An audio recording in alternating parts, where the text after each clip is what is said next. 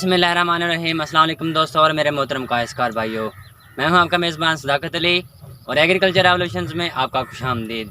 धान की मुनाफा बख्श पैदावार के लिए ज़रूरी है कि इसकी अच्छी देखभाल की जाए। इसके लिए जब भी सुबह को उठें तो अपनी फसल का एक दफ़ा चक्कर ज़रूर लगाएं, मायना करें आया आपके पौधे किस तरह हैं, इस पर किसी किस्म की बीमारियों का, कीड़ों का हमला तो नहीं है। तो आज की वीडियो में हम बात करेंगे धान की फसल पर मुख्तलिफ माशी नुकसानदेह कीड़ों के हमले के बारे में। धान की फसल पनीरी से पैदावार मराहिल तक मुख्तलिफ कीड़ों की लपेट में रहती है।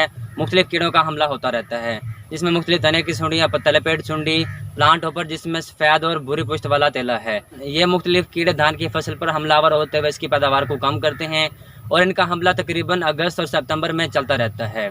तो आज हम तने की सुंडी के मुतालिक बात करेंगे कि मुख्तलिफ तने की सुंडियाँ कौन कौन सी हैं और किस तरह नुकसान पहुँचाती हैं, किस स्टेज पर इनका ज़्यादा नुकसान होता है और उसके हमले की लामत कौन कौन सी हैं, उसको कैसे पहचान सकते हैं और उन लामत को देखते हुए हम कौन कौन से इकदाम कर सकते हैं ताकि हमारी जो पैदावार है वो मुतासिर ना हो। इसमें 3 मुख्तलिफ सुंडियों की इकसाम है, जिसमें सफ़ेद तने की सुंडी, गुलाबी तने की सुंडी और पीले तने की सुंडी। ये मुख्तलिफ तने की सुंडियाँ इस पर हमलावर होती हैं और पैदावार को कम करने का बायस बनती हैं। इसके बाद बात करें कि इसका दौरान ज़िंदगी क्या है, दौरान हयात क्या है, कब तक ये धान की फसल पर रहते हुए हमारी फसल को नुकसान पहुंच जाती है। कि जो मादा परवाना है नए पत्तों पर गुच्छों में अंडे देती है, वहाँ से 5 से 7 दिनों में बच्चे निकलते हैं, सुंडियाँ निकलती हैं और हमारी फसल पर हमला करती हैं। अब बात कर लेते हैं कि ये अपनी धान की फसल पर किस तरह हमलावर होती है और किस तरह नुकसान पहुँचाती है और इसकी लामात क्या क्या हैं। आप देखेंगे कि जब इसका जो तने है यहाँ से दरमियान से खाया होगा, वहाँ वो सुंडियाँ तने में दाखिल होकर खुराक की जो थैलियाँ हैं, खुराक के जो सेल्स हैं उसको खा लेती हैं। ऐसा महसूस होता है कि जो तना है खोखला हुआ होता है और पौधा सूख कर मर जाता है। अक्सर काश्तकार कहते हैं कि सूख की बीमारी लगी है, लेकिन वो सूख की बीमारी नहीं होती, वो तने की सुंडियाँ होती हैं जिसके हमले की वजह से वहाँ पर खुराक का जो अमल होता है वो रुक जाता है और पौधा सूख कर मर जाता है, जिन्हें हम डेड हर्ट्स कहते हैं। ये अलामत आप वहाँ पे देखते हुए इसकी पहचान कर सकते हैं कि आया हमारी फसल पर तने की सुंडियों का हमला है या नहीं। और चंद दिन पहले काश्तकार भाई की तरफ से ये वीडियो मौसूल है जिसमें आप आसानी से इसकी पहचान कर सकते हैं। इस वक्त हमारे धान की फसल पर इसका हमला बहुत ज़्यादा है और इसकी बहुत ज़्यादा शिकायत हैं। हमारे काश्तकार इन सुंडी की वजह से परेशान हैं। बाद आप देखेंगे कि जो तने की सुंडी के हमले की सूरत में जो इसकी शाखें होंगी, टिलरिंग स्टेज होगी, वो मुतासर हुई होगी और सफ़ेद रंग की हुई होगी, इसे हम वाइट हेड कहते हैं। और वहाँ पे जो दाना बने का अमल होगा वो भी मुतासर होगा, वहाँ पे दाना नहीं बनेगा। इस तरह जो तने की सुंडी है तने में दाखिल होकर वहाँ पे खुराक के अमल को मुतासर करती है, पौधा सूखकर मर जाता है और जो इसकी शाखें होती हैं बिल्कुल सफ़ेद हुई होती हैं। तो इस तरह आप इसकी लामात को देखते हुए इसकी पहचान कर सकते हैं और इसके लिए कंट्रोल मेजर अपना सकते हैं, इक़दाम कर सकते हैं। तो इसके बाद बात कर लें कि इसके हमले की सूरत में हमारी फसल का कितना नुकसान हो सकता है। तो इसके नुकसान का जो तखमीना है तकरीबन 30 से 80% तक हमारी फसल का नुकसान हो सकता है। 30 से 80% हमारी पैदावार मुतासर हो सकती है। तो इसके लिए ज़रूरी है कि अपनी फसल पर बर वक्त इसकी पहचान करते हुए इसके लिए मौसर इक़दाम करें और इसका खात्मा करें। तो अगला सवाल आता है कि हमारे काश्तकार अक्सर कहते हैं कि इसके लिए हम क्या क्या तरीक़ाकार कर सकते हैं, कौन कौन सी जहरों का इस्तेमाल कर सकते हैं। इस हवाले से आप मुकामी ज़रिए माहिरीन से मशवरा कर सकते हैं कि आया हमें कौन सी स्प्रे का इंतखाब करना चाहिए ताकि जो हमारी तने की सुंडियाँ हैं या जो दूसरी सुंडियाँ हैं उनका बर वक्त हम कंट्रोल कर सकें ताकि जो हमारी पैदावार है वो मुतासिर न हो।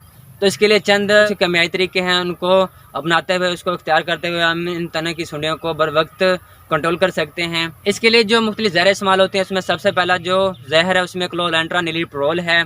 यह आपको मुख्तलिफ कंपनियों के पास मुख्तलिफ नामों से मिल जाएगा, आप इस्तेमाल कर सकते हैं। लेकिन अगर बात करें सिंजेंटा के पास, तो सिंजेंटा के पास वेटाको के नाम से ये प्रोडक्ट दस्तयाब है, वो आप लेके इस्तेमाल कर सकते हैं। इसकी जो मिकदार आपने लेनी है 4 किलोग्राम फी एकड़ के हिसाब से इस्तेमाल करना है। इससे आपको तने की सुंडी का मुकम्मल खात्मा भी मिलेगा और इसके साथ इसका फ़ायदा ये है कि जो स्प्रे करने वाला आदमी है उसको भी इसका नुकसान नहीं पहुँचेगा। इसके अलावा ये जहर आपको FMC के प्रोडक्ट फर्टेरा के नाम से भी मिल जाएगा, आप उसका भी इस्तेमाल कर सकते हैं और इसकी मिकदार आपने 4 किलोग्राम फी एकड़ के हिसाब से इस्तेमाल करनी है। इसका फ़ायदा भी यही है कि जो हमें तने की सुंडियों के खिलाफ जो है अच्छा रिजल्ट मिलेगा और स्प्रे करने वाले को भी इसका नुकसान नहीं पहुंचेगा। इसके अच्छे नताइज हैं, आप इसको इस्तेमाल कर सकते हैं और इस्तेमाल करते हुए जो तने की सुंडियाँ हैं उसका खात्मा कर सकते हैं। इसके अलावा जो दूसरा जहर इस्तेमाल किया जा सकता है उसमें फिप्रोनिल है। फिप्रोनिल आप किसी भी अच्छी कंपनी का इस्तेमाल कर सकते हैं। इसकी जो मिकदार आपने इस्तेमाल करनी है 480 ml एकड़ के हिसाब से आपने इस्तेमाल करनी है। ये जहर भी आपको मुख्तलिफ कंपनी के पास मुख्तलिफ नामों से मिल जाएगा, लेकिन अगर बात करें बायर की तो उसका प्रोडक्ट रिजेंट इस्तेमाल कर सकते हैं। इसकी आपने मिकदार 480 ml फी एकड़ इस्तेमाल करनी है। बाद आपको फिप्रोनिल जाफर एग्रोकेमिकल्स के पास भी मिल जाएगा, उसकी प्रोडक्ट आप इस्तेमाल कर सकते हैं।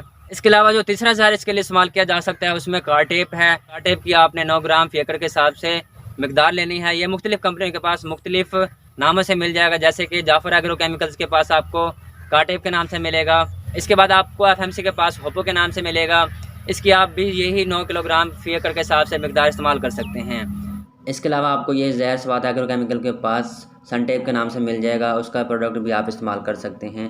अब ये मुख्तलिफ जहर कार्टेप हो गया, फिप्रोनिल हो गया, क्लोरांट्रानिलिप्रोल हो गया, ये मुख्तलिफ जहर आप मुख्तलिफ कंपनियों का इस्तेमाल करते हुए इन तने की सुंडियों को कंट्रोल कर सकते हैं और अच्छे रिजल्ट्स ले सकते हैं। और उसके बाद सवाल ये आता है कि हमने इन दानेदार जहरों का इस्तेमाल कब करना है। तो जब आप धान की पनीरी मुंतकिल कर लेते हैं, तो धान की पनीरी मुंतकिल करने के बाद तकरीबन 18 से 20 दिन बाद आपने पहला दानेदार का जहर इस्तेमाल करना है। उसके बाद दूसरी दफ़ा आपने तब इस्तेमाल करना है जब आपकी फ़सल तकरीबन 38 से 40 दिन की हो चुकी हो, तो तब आपने दानेदार जहर का इस्तेमाल करना है। ये मुख्तलिफ 2 तरीक़ाकार हैं कि आपने पहले 20 दिन और दूसरे 20 दिन के बाद इन दानेदारों को इस्तेमाल करते हुए दाने की सुंडियों को मुकम्मल कंट्रोल कर सकते हैं।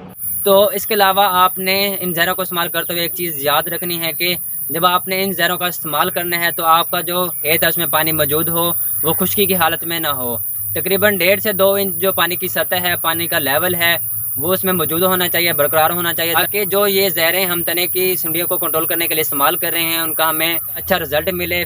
तो इस तरह आप मुख्तलिफ तरीक़ाकार को अपनाते हुए तने की सुंडियों का खात्मा कर सकते हैं, कंट्रोल कर सकते हैं, ताकि आपके तने महफूज रहें और जो खुराक बनने का अमल है वो भी मुतासिर ना हो और आपकी जो पैदावार है, बढ़ोतरी है, वो भी मुतासिर ना हो।